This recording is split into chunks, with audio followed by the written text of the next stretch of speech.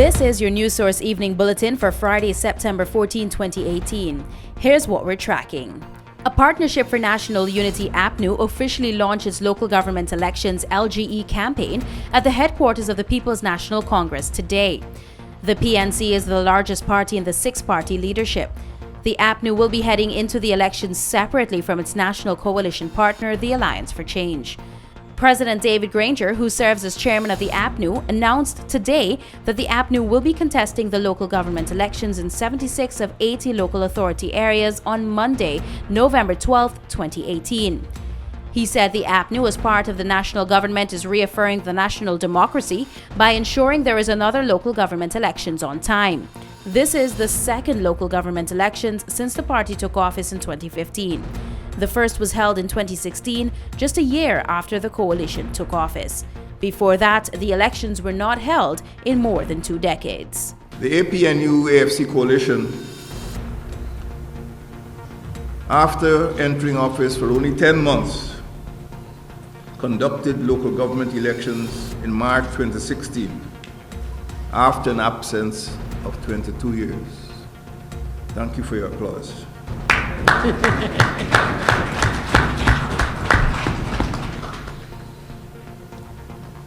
Local government elections is a constitutional obligation. It's an entitlement. It's not a favor that the government could extend to the people. President Granger said his party remains committed to local democracy, and this is largely due to the fact they believe that the entire system of public administration lies in the hands of persons at the local level.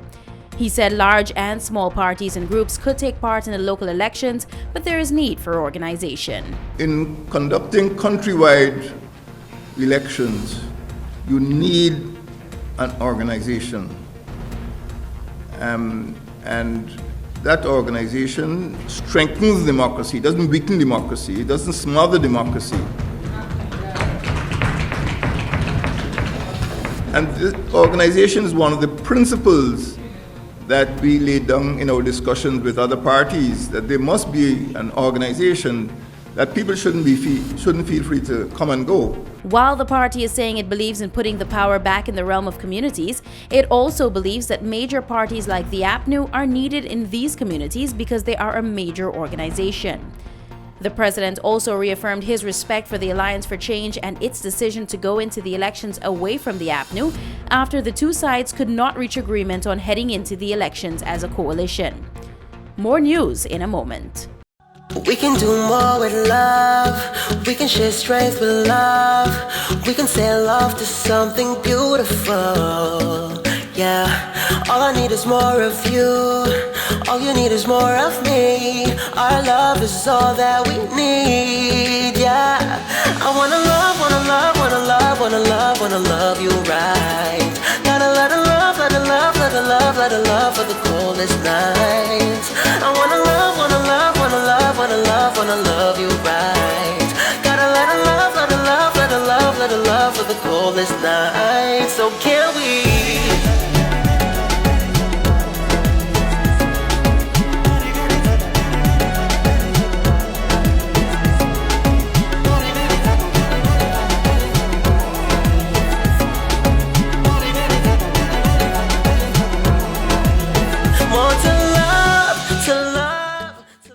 Welcome back. Police investigators are probing a tragic accident that took place along the Ogle Public Road last evening that has left a 7-year-old boy dead and his 17-year-old sister fighting for her life. According to police sources, the accident occurred just after 6:30 p.m. on Thursday as the siblings were crossing the road. They were hit down by a speeding car, sending both of their bodies pitching several feet away from the site of impact. The young boy Sunil Suknadan died on the spot. His sister was rushed to the hospital where she remains in an unconscious state. The driver of the car, PKK 4834, has since been arrested and will face questioning. The siblings were reportedly on their way to a shop in the area to purchase items for their dinner. An investigation is underway. Let's tell you now that the courtroom of Magistrate Faith Magusti moved to the Palm Court nightclub this morning as the trial over the assault of Trinidadian soca star Benjai continued.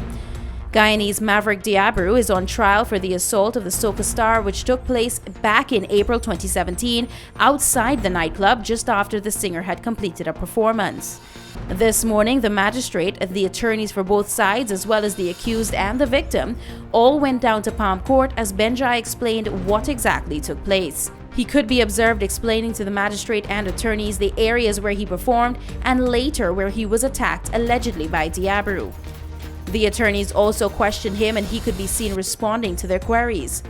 The magistrate as well as other court staff were observed taking notes throughout the reenactment. The soca singer, with hits like Phenomenal and Wine to the Side, has explained that he had just wrapped up a performance in the club when he came under attack on the outside. He was reportedly standing just outside the club in the company of other persons when he tapped on a car that was backing up to where he was standing.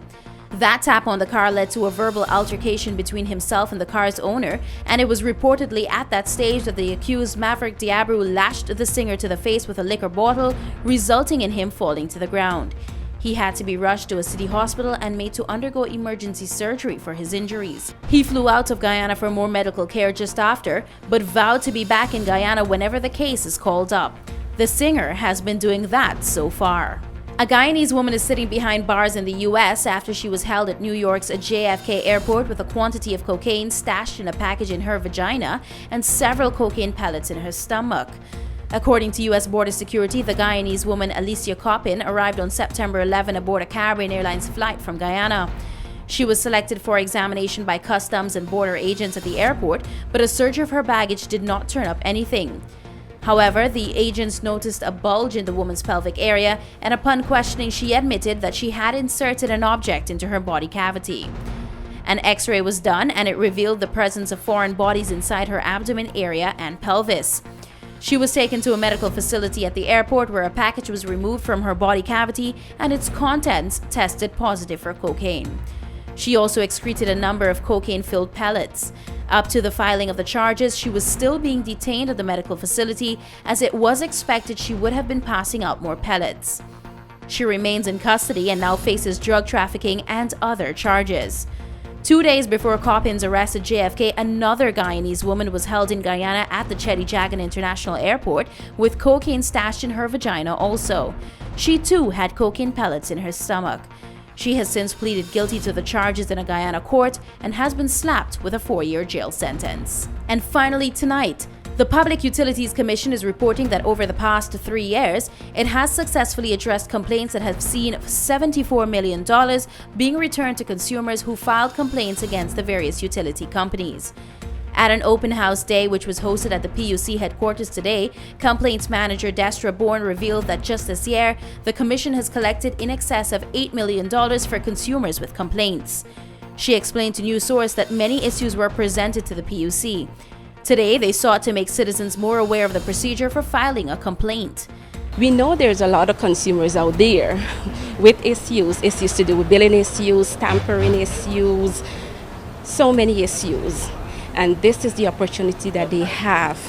Come in, talk to us, let us assist you, let us advise you. That is what we're here for. You can seek redress on any issue you have. The PUC is a body which was set up to ensure that utility customers are fairly treated by companies like Guyana Power and Light, Guyana Telephone and Telegraph Company, Guyana Water Incorporated, and others. Consumers have been advised that the Commission will order and investigate all complaints, and the outcome of those investigations would determine the compensation for complaining customers. And that's the Evening News Bulletin for tonight. I'm Alana Bose.